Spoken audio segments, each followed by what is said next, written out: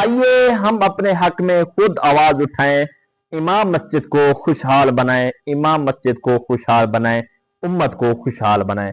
कि इमाम मस्जिद की इज्जत मजदूर से भी थोड़ी है। मजदूर 8 घंटे काम करके 40,000 कमाए, इमाम मस्जिद 24 घंटे ड्यूटी करके सिर्फ 15,000 या 25,000, वो भी मस्जिद कमेटियां एहसान समझकर कर देती हैं। तो नाजरीन, आज की इस वीडियो में मैं आपको बताने वाला हूं और मजीद अपडेट देने वाला हूं। इस वक्त इमाम मसाजिद के लिए एक बड़ी खुशी की खबर आ चुकी है। इमाम मसाजिद की जनाब जो है ना, ये 25-25 हजार रुपया ज़्यादा काट के जरिए ये बढ़ाने वाली है और इस 25,000 को करने वाली है 40,000 में कन्वर्ट। नाजरीन, इंशाल्लाह जो खबर होगी पक्की होगी, सच्ची होगी और उसके साथ साथ इंशाल्लाह आपको प्रूफ भी दूंगा।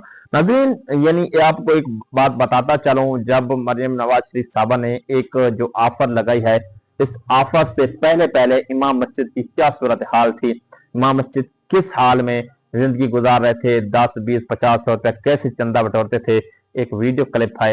यानी वीडियो को एंड तक देखना है, सारी डिटेल इंशाल्लाह बताऊंगा। पहले इमाम मसाजिद की 25,000 लेने से पहले सिचुएशन क्या थी, वीडियो देखें। और मस्जिद की खिदमत करने वाले अइम्मा इकराम साल गुजर जाएंगे, 4-4 साल, 2-2 साल, 5-5 साल, सैलरी का 10%, 10% इजाफा करेंगे, नहीं करेंगे। कैमरे खराब हो गए, दूसरे कैमरे बदलो, गेट खराब हो गया, दूसरा गेट लाके डालो, ये दीवार टूट गई, दूसरी दीवार बनाओ, वो खराब हो गया, दूसरा करो। बाप की जागीर की तरह उम्मत का पैसा दरो दीवार पर खर्च करेंगे। हैवान किस्म की कमेटियां इन मस्जिद के खादिमों की तनख्वाहों में इजाफा करना गवारा नहीं करेंगी। ऐसे फिरौन बने हुए हैं। हर मस्जिद की कमेटी के मुतालिक नहीं बोल रहा हूं, और यह याद रखें हमेशा, जब मैं इस डेस्क पर बैठकर, इस कुर्सी पर बैठकर बोल रहा हूं, इसी एतमाद से बोलता हूं कि इस मस्जिद की कमेटी जिम्मेदारी से बात सुनती है, इस मस्जिद की कमेटी अखलाक से ये बात सुनती है और बर्दाश्त करती है। बाज लोग समझते हैं कि इतनी खुली आजादी खतीब साहब को मिल जाती है, कमेटी वाले भी बैठ के सुनते हैं। उनके हक पर होने की दलील है, जो जालिम कमेटियां होती हैं वो हक बोलने नहीं देती हैं, और हक बोलने की इजाजत देने वाली कमेटियां खुद हक पर होती हैं। ये उनके हक पर। अब आपने वाकई इस तरह का है या नहीं है, इस तरह का वाकई है। अभी भी बहुत सारे इमाम मसाजिद हैं जिनको नहीं मिल रहा, बेचारे परेशान हैं कि जनाब हमें किस तरह मिलेगा। देखिए दोस्तों, पहली चीज मैं बताता चलूं, 70,000 इमाम उन्होंने रजिस्ट्रेशन करानी थी, 70,000 इमाम मुकम्मल हो चुके हैं। आप जनाब वजीर आला मरियम नवाज शरीफ साहबा ने मजीद ऐलान किया है कि जनाब पंजाब में हमारे 70,000 से भी इमाम ज्यादा हैं, 1 लाख तैदाद करने के लिए जा रही है।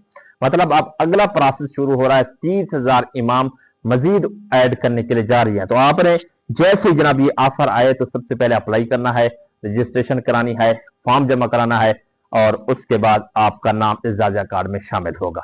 अच्छा, ये अभी खबर कंफर्म नहीं आई, अभी ये चल रही है, जब तक आएगी इंशाल्लाह हम अपनी वीडियो के जरिए आपको आगाह कर देंगे। दूसरी बात यह है कि जनाब वाकई 40,000 होने जा रहा है जी। अब उलमाए किराम बहुत ज्यादा लोग आवाज उठा रहे हैं कि भाई एक मजदूर है, एक पीएनसी पड़ासी है सरकारी, अगर उसकी तनख्वाह जनाब मंथली 40,000 रुपया ले रहा है, क्या इमाम मस्जिद कोई इतना घटिया तरीन आदमी है जिसको सिर्फ पूरा जनाब जो है ना महीने का 25,000 मिले। तो इस बारे में मरियम नवाज शरीफ साहबा ने नोटिस ले लिया है, मजीद फंड बढ़ाने का उन्होंने फैसला कर दिया है कि अब इमाम मस्जिद की तनख्वाह आने वाले कुछ महीनों में इंशाल्लाह 40,000 तक जा सकती है। तीसरी बात यह है कि जनाब मई की तनख्वाह कब आएगी, मई की तनख्वाह के हवाले से क्या वाकई डबल आएगी? जी दोस्तों, पहली चीज यह है कि मई की तनख्वाह डबल आने के 90% चांसेस मौजूद हैं। तो लोग कह रहे हैं कि सिर्फ एक तनख्वाह आएगी। दोस्तों, एक तनख्वाह लाजमी तौर पर आएगी, एक तनख्वाह मिलेगी आपको, यानी 5 से 10 तारीख के दरमियान। दूसरी तनख्वाह आपको इसी महीने के एंड में, जो ईद है, ईद से पहले पहले 1-2 दिन पहले आपके अकाउंट में ट्रांसफर हो जाएगी। ये कंफर्म खबर है।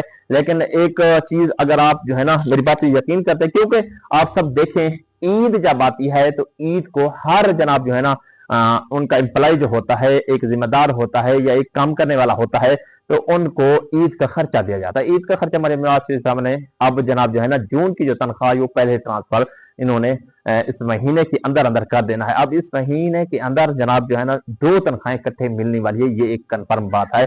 आपने मेरी बात पे यकीन करना है। उम्मीद है इंशाल्लाह आप देखेंगे जब आएंगे।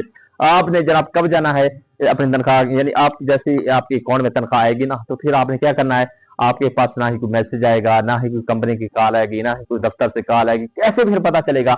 हाँ, मैं आपको बताता हूं कि आपने 5 तारीख के बाद 6 को, 7 को या 8 को, 7-8 को कोशिश करना है।